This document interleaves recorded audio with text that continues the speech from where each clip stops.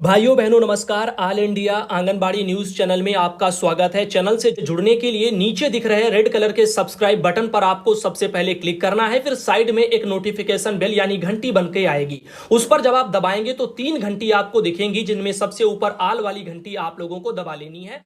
बाड़ी सेविका सहायिका मिनी बहनों, भगवंत मान सरकार का एक बड़ा तोहफा बताया जा रहा है कि पंजाब के ग्रुप सी और ग्रुप डी के 35,000 अस्थायी जो कर्मचारी हैं उनको परमानेंट कर दिया जाएगा। तो ये जो नए अभी मुख्यमंत्री बनने वाले हैं पंजाब में, क्योंकि पंजाब में अब अरविंद केजरीवाल सरकार आ चुकी है, अब ऐसे में वहां पर एक ये बड़ा जो है एक तोहफा लोगों को जो अस्थायी कर्मचारी हैं उनके लिए देखने को मिल रहा है। इसके बारे में एएनआई की तरफ से ट्वीट भी किया गया है। आप यहां पर देख सकते हो 35,000 जो है आपके जो अस्थायी कर्मचारी हैं उनको जो है यहां पर परमानेंट कर दिया जाएगा। तो देखते हैं आने वाले भविष्य में आखिर पंजाब में अगले 5 सालों में आम आदमी पार्टी क्या कुछ है जो पिछली सरकारों से बेटर करती है, तो वो देखने वाली बात होगी। खैर, और भी जानकारी आपको देनी है। हमारे पास एक मैसेज आया है, भेजने वाले ने अपना नाम तो नहीं बताया, लेकिन इसमें लिखा है कि हिमाचल में बढ़ा हुआ वेतन अप्रैल से मिलेगा, परंतु सरकार कहती है कि प्री प्राइमरी में एनटीटी को 70% कोटा मिलेगा और आंगनबाड़ी को 30% कोटा दिया जाएगा, जो कि सरासर गलत है। यानी एक ये खबर है कि हिमाचल में वहां पर पैसे बढ़ने की भी बातें बताई जा रही हैं। अब पैसा बढ़ा है, ये सही है कि गलत है, इसके बारे में सरकारी आदेश हमारे पास नहीं है जो हम इसकी पुष्टि कर दें। और भेजने वाले का ना कोई नाम है ना आता पता है। फिलहाल के लिए इसमें जो एनटीटी वाली बात कही जा रही है, 70% प्री प्राइमरी में जो एनटीटी किए होंगे उन लोगों को जो है भरा जाएगा, बाकी 30% कोटा आंगनबाड़ी का होगा। तो ये जरूर आंगनबाड़ी बहनों के हित के खिलाफ है, क्योंकि आंगनबाड़ी प्री प्राइमरी में आंगनबाड़ी के बच्चे ही हैं शुरुआती 3 साल के। तो आप लोगों को बता दें, उसके बाद कक्षा 1 और 2 होगी, तो ऐसे इतना जो है बहनों के साथ भेदभाव नहीं होना चाहिए कि उनको केवल 30% कोटे में भरा जाए, बाकी 70% एनटीटी वाले भरे जाए,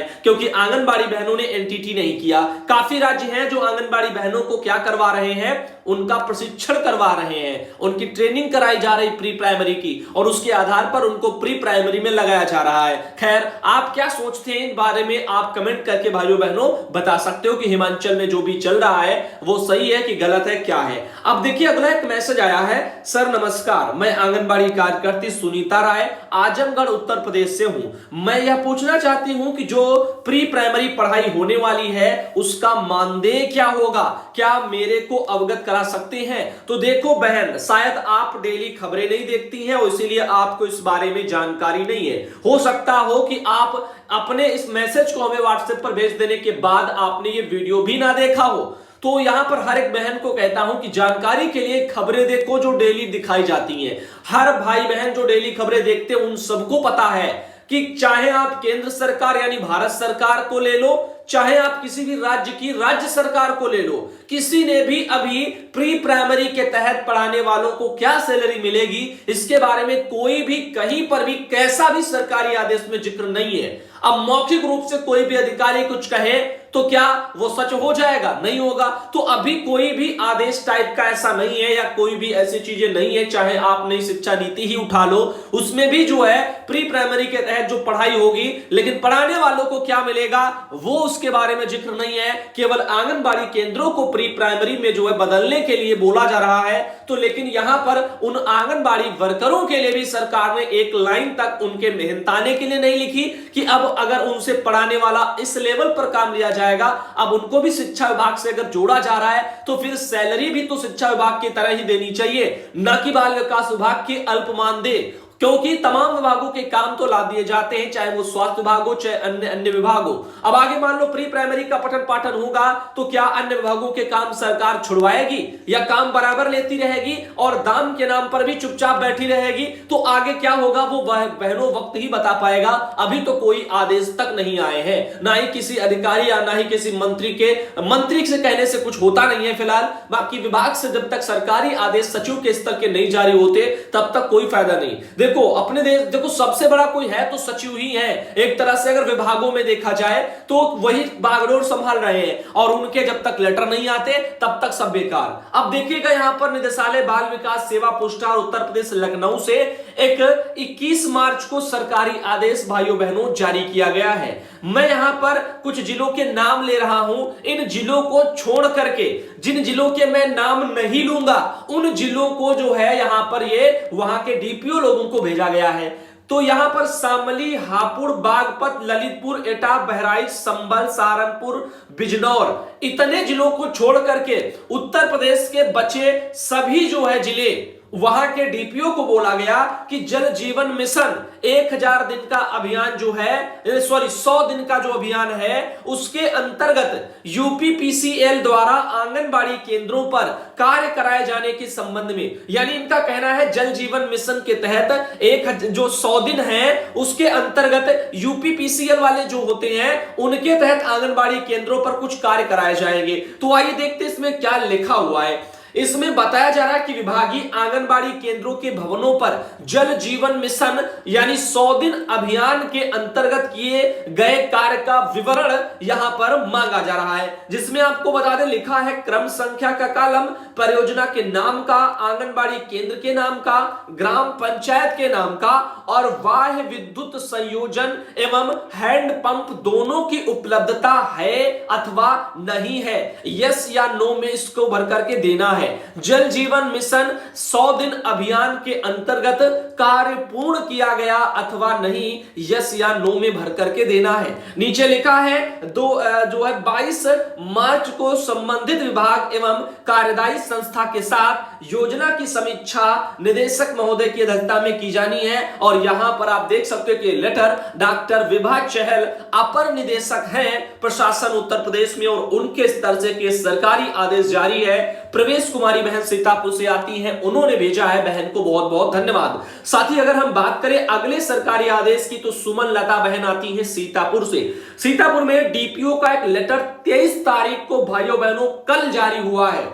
इस लेटर की अगर बात की जाए तो इसमें लिखा है कि 22 मार्च 2022 के द्वारा निदेशालय बाल विकास सेवा पुष्टाहार के पत्र के अनुसार आंगनबाड़ी केंद्रों पर समुदाय आधारित गतिविधियों के लिए मार्च 2022 में, किसमें, मार्च 2022 में 2 गतिविधियों के आयोजन के लिए 250 प्रति गतिविधि यानी 500 रुपया धनराशि, इसके भुगतान के लिए धनावंटन प्राप्त हो गया है, जिसे सभी आंगनबाड़ी केंद्रों पर मनाया जाना है, जिसका भुगतान पीएफएमएस के माध्यम से किया जाना है। तो इसमें लिखा है रुपया 250 प्रति गतिविधि है, और मार्च महीने में 2 गतिविधि आपकी इस तरह की है, तो आप समझ लो 500 हो गए।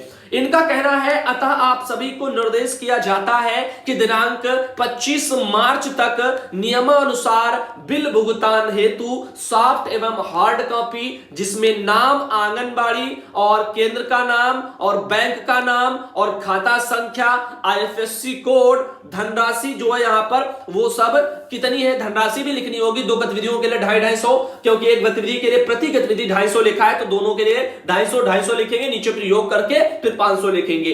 अब देखिए, उपलब्ध कराना सुनिश्चित करें यदि उक्त समयांतर्गत निर्धारित विवरण के अनुसार बिल प्रस्तुत नहीं किया जाता है, जिस कारण संबंधित के खाते में धनराशि अंतरित नहीं हो पाती है, इसके लिए आप स्वयं उत्तरदायी होंगे। डीपीओ सीतापुर के उन्होंने ये लेटर जो है सीडीपीओ लोगों को सीतापुर में जारी करके भेजा है। खैर, हमारे पास भेजा था सुमन लता बहन ने, इनको धन्यवाद। और अब आगे आपको बताना चाहेंगे आयशा बेगम बहन आती है साहबगंज से, उन्होंने अखबार में खबर छपी है उसके बारे में जानकारी भेजी है।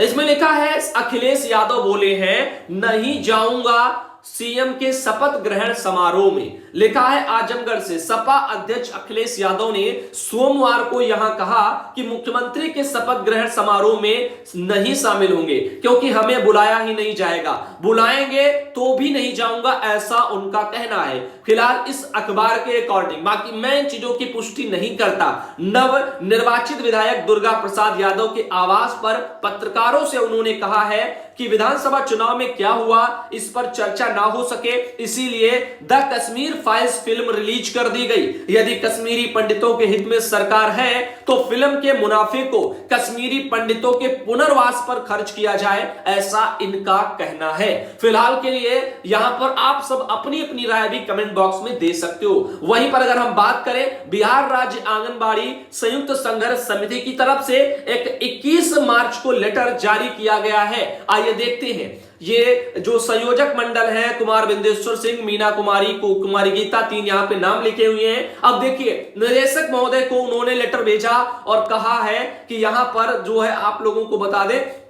लिख करके आया है कि उपरोक्त विषय सूचित किया जाता है कि 21 मार्च को बिहार राज्य आंगनबाड़ी संयुक्त संघर्ष समिति अदालतगंज पटना का आपात बैठक गीता कुमारी की अध्यक्षता में अदालतगंज पटना में संपन्न हुई है। बैठक में सर्वसम्मति निर्णय लिया गया है कि राज्य में उक्त पत्र के माध्यम से सरकार को प्रेषित सूचना के अनुसार चरणबद्ध आंदोलन जारी रहेंगे, परंतु अपरिहार्य कारणवश 26 और 27 मार्च तक गर्दनीबाग विधानसभा के समक्ष महाधरना का कार्यक्रम स्थगित कर दिया गया। तो भाइयों बहनों, बिहार वालों, आपके वहां जो 26 और 27 में गर्दनीबाग विधानसभा के समक्ष जो महाधरना के बारे में बोला जा रहा था यूनियन की तरफ से, वो नहीं होगा। उसको यूनियन ने पता नहीं क्यों आखिर जो है कैंसिल कर दिया। खैर, जो भी है, कोई बड़ी बात भी नहीं है। वैसे भी आप सबको पता है, 1 दिन 2 दिन धरना करने से कोई भी समस्या का हल नहीं निकलता। ये एक कटु सत्य है। भले ही आप किसी यूनियन से हो, भले ही आपका धरना प्रदर्शन होने वाला हो और वो कैंसिल हुआ हो या फिर नहीं भी हो, आगे भविष्य में भी आप 1 दिवसीय 2 दिवसीय करने की सोच रहे हो, तो आपका बस ये सोचना ही रह जाएगा, हाथ कुछ नहीं लगेगा। इससे बेटर है कि चुपचाप बैठे रहो तो ज्यादा बढ़िया है, क्योंकि 1-2 दिन धरना करने से अगर सब कुछ ठीक हो जाता तो बहनें वे बेचारी 4-4 महीनों से जहां धरना कर रही हैं, उनको ये करने की क्या आवश्यकता थी। आपकी तरह 2 दिवसीय करती, समस्या का हल निकल आता। अगर समस्या का हल चाहिए तो धरना अनिश्चितकालीन करना होगा, और वो भी एक ठीक ठाक नियत को लेकर के करना होगा। ये नहीं विभाग बुलाए तो चट से पहुंच जाए। आगे देखिएगा, सोनी कुमारी आती है वैशाली से, उनके द्वारा एक जानकारी भेजी गई थी। और अगर हम बात करें एक और सरकारी आदेश की, तो झारखंड सरकार से निदेशालय से एक लेटर जारी है। 15 मार्च को ये रांची में जारी हुआ है। अनिरुद्ध कुमार सिन्हा है, सरकार के संयुक्त सचिव हैं झारखंड में। उन्होंने सभी उपायुक्तों को झारखंड में ये लेटर भेजा है, जिसमें उन्होंने कहा है कि केंद्र प्रायोजित पूरक पोषाहार कार्यक्रम और आंगनबाड़ी सेवाएं, 224 बाल विकास परियोजना तथा 20 जिला समाज कल्याण कार्यालयों का स्थापना इसके अंतर्गत लंबित बकाया भुगतान के संबंध में है। और इनका यहां पर कहना है कि वित्तीय वर्ष के भुगतान लंबित रहने संबंधी मामले विभाग के संज्ञान में आए हैं। कतिपय मामले वित्तीय वर्ष 2019-20 एवं इसके पूर्व के बकाया भुगतान से संबंधित है। विषयांकित योजनाओं के अंतर्गत क्रमशः पोषाहार राशि एवं वेतन के लंबित भुगतान संबंधी जो मामले हैं एवं इस संबंध में कतिपय मामलों पर झारखंड विधानसभा में भी चर्चा हुई है। अवगत कराना है कि जिलों से प्राप्त उपयुक्त अधियाचनाओं पर समुचित समीक्षों के उपरांत यथोचित आवंटन विभाग द्वारा जिलों के ससमय उपलब्ध करा दी गई है। कई दृष्टांत ऐसे भी संज्ञान में आए हैं कि वित्तीय वर्ष में जिलों में राशि जो है अव्यहरत रहने के कारण प्रत्यार्पित हुई है, तथापि कि जो है फिर भी उक्त वित्तीय वर्ष के बकाया भुगतान के लिए राशि की अधियाचना प्राप्त हुई है। यह खेदजनक है एवं वित्तीय अनुशासनहीनता दर्शाती है। लिखा है यहां पर, अनुरोध है कि विषय अंतर्गत योजनाओं के अधीन पूर्व वित्तीय वर्षों के यथोचित बकाये भुगतान यदि कोई हो, उनके बकाये राशि बकाये रहे कारणों सहित स्वमंतव्य के साथ सम्यक प्रतिवेदन दिनांक 16 मार्च तक अचूक रूप से उपलब्ध कराई जाए। इसके बारे में ये 15 मार्च के आदेश में बोला गया था, तो आप लोग यहां पे देख सकते हो। साथ ही साथ एक हमारे पास जानकारी है, धार में जो है छपी है भास्कर की तरफ से, 22 मार्च को आंगनबाड़ियों में ताला लगा करके धरना दिया जा रहा है। तो ये धार से खबर छपी है। शहर के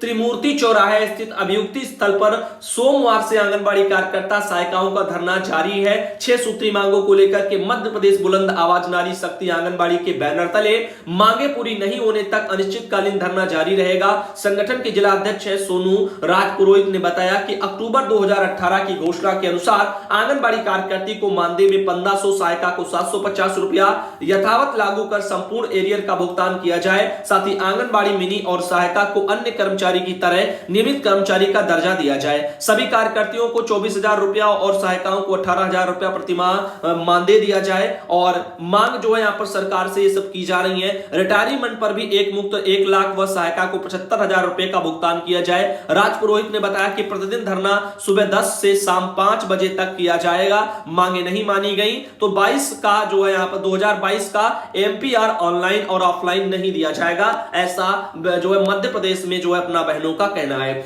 साथ ही साथ आपको बता दें एक और खबर निकल के आ रही है। मुख्य चिकित्सा अधिकारी डॉक्टर SN दुबे इन्होंने जानकारी दी है कि मातृ वंदना योजना का लाभ लेने में मऊ जिला प्रथम नंबर पर है। अगर यहां पर देखा जाए तो बताया जा रहा है कि आप देख सकते हो मुख्य चिकित्सा अधिकारी की तरफ से ये जो जानकारी है, अब तक मऊ जिले में 58,626 लाभार्थियों के सापेक्ष करीब 23.16 करोड़ यानी 23 करोड़ 16 लाख रुपए सीधे लाभार्थियों के खाते में डीबीटी के माध्यम से भेजा जा चुका है। मातृ एवं शिशु मृत्यु दर में कमी लाने के उद्देश्य से सरकार द्वारा विभिन्न कार्यक्रम भी चलाए जा रहे हैं और इसी क्रम में केंद्र और प्रदेश सरकार की महत्वाकांक्षी जो योजनाएं हैं, प्रधानमंत्री मातृ वंदना योजना के तहत पहली बार गर्भवती होने वाली महिलाओं को 3 किस्तों में 5,000 रुपया सीधा बैंक में देने का प्रावधान होता है, जिसमें आप सबको जानकारी मैंने पूर्व में भी दी थी। और साथ ही साथ इस तरह से जो है यहां पर जानकारी निकल के आ रही है।